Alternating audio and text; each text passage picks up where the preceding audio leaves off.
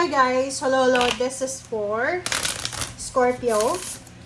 Scorpio, welcome dito sa aking channel, Kapalaran 888. Welcome.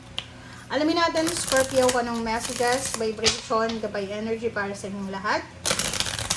This is general reading, so I hope na makuha mo yung energy. Okay? So, this is for the second week of April 2026. Para to sa lahat ng Scorpio. Okay, first card mo, Scorpio, is the Cold Moon. Personal Alchemy, 39, 9, 10, 11, 12. So, 3. So, sinasabi ng baraha dito na mayroon ditong Scorpio sa linggong ito na mayroong magbabago sa buhay mo, personally. Nakikita ko yung mindset mo. Yung mindset mo, posibleng magbago. Yung plano mo ay posibleng magbago. Relationship, nakikita ko na mag-iiba yung takbo ng relationship mo. Okay? Yung parang ang sinasabi dito ng personal alchemy na yan na kung ano yung nangyari sa'yo sa 2025, Scorpio. Yun na, yung 2025, yung year 2025 sa'yo, yun na yung pinaka-normal na buhay mo. Kasi pagpasok ng April 1, okay, or even after April, okay, May, June, July, August onwards, bago na to eh. Maraming magbabago sa buhay mo. Okay? Pwedeng maging single ka, mag-asawa ka, makipag-live-in ka, pwedeng makipag-hiwalay ka. So, maraming pagbabago to na gagawin mo simula ngayong second week of April. Alright.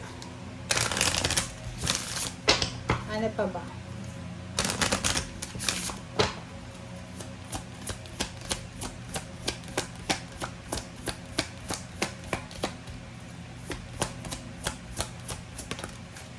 Okay, have faith. Number 22. Sabi ng baraha sa'yo, whatever man na pagbabago ito, kasi nga sabi ko nga, nakikita natin sa baraha mo na maraming magbabago sa'yo. Magbabago yung environment mo, yung trabaho mo, magbabago yung point of view mo sa tao, sa relationship. Have faith. Kailangan mo ng sobrang faith sa sarili mo. Kailangan mong sobrang faith sa Panginoon. Kailangan mo ng balanse ngayong linggong ito.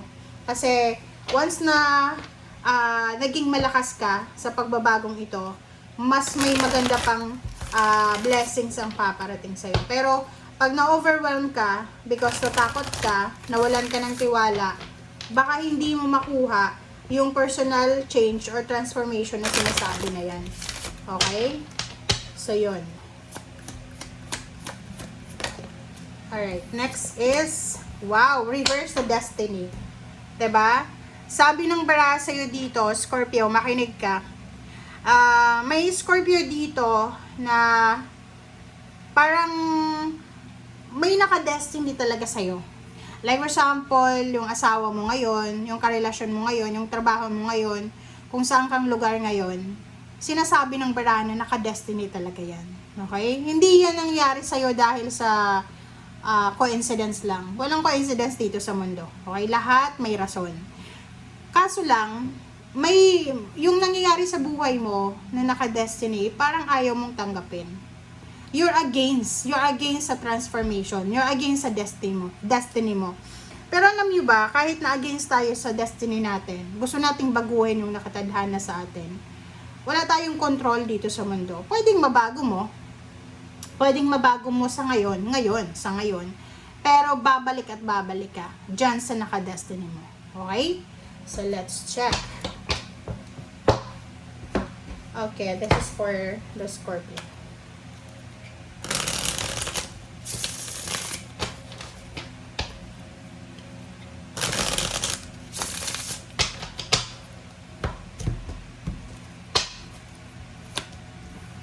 Okay, first card natin is the Sun, Ace of Swords, Nine of Swords, and then Four of Wands.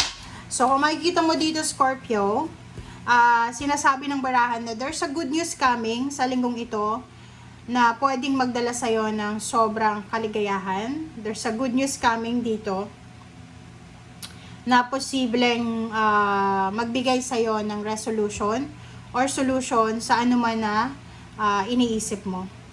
Kaso lang, there's a 9 of swords about sa 4 of wands mo. So, nakikita ko sa'yo dito, pwedeng financially, wala kang masyadong problema. Pwedeng sa trabaho, you're promoted, mataas yung sweldo mo, maganda yung trabaho mo.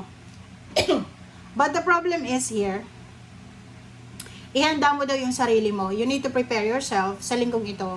It's because, posibleng dadaanan ka ng problema, posibleng dadaanan ka ng mga gabi sa linggong ito na hindi ka makakatulog. Kasi pwedeng, pwedeng magkaroon ka ng problema sa pamilya, sa parents, sa siblings, sa kapatid, sa relatives, pwedeng sa love life, or maybe you will have a problem, especially if may mga third party kayo, or third party yung person nyo. Alright, so let's check.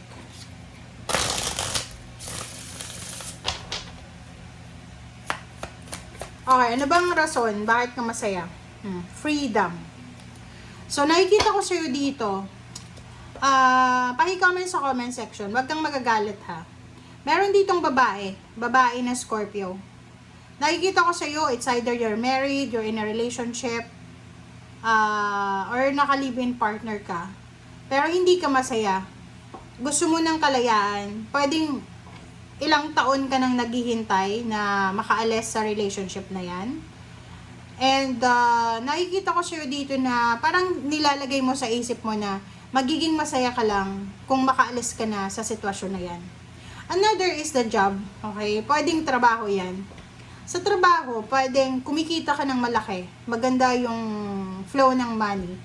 Pero parang feeling mo, wala kang freedom. It's either nasa ibang bansa ka, wala kang day off, or nasa Pilipinas ka, pero ganun din, yung parang day and night yung trabaho mo, pwedeng nagtatrabaho ka sa pabrika, sa loob ng bahay, nag-aalaga ka ng bata, or nag-aalaga ka ng may sakit. So parang nakikita mo dito na, parang sinasabi mo na magiging masaya ka lang kung magiging free ka. Okay? Wow. Ace of Swords, Strength. So, sabi ng bara sa'yo dito na kung gusto mo daw ng pagbabago, okay, kailangan mong magpakatatag. There's a strength, there's a faith. Sabi ng bara sa'yo dito na hanggat hindi ka willing mag-take ng risk, walang mangyayaring pagbabago sa'yo. Pero, kung magtitake ka ng risk, magtitiwala ka sa sarili mo, may magbabago daw sa'yo. Ay, 9 of Swords. Diba? Nakikita ko sa'yo dito, sorry ha, sorry, but I have parang ano dito, emotional pain na nararamdaman ka, nararamdaman ko while reading, sa reading mo.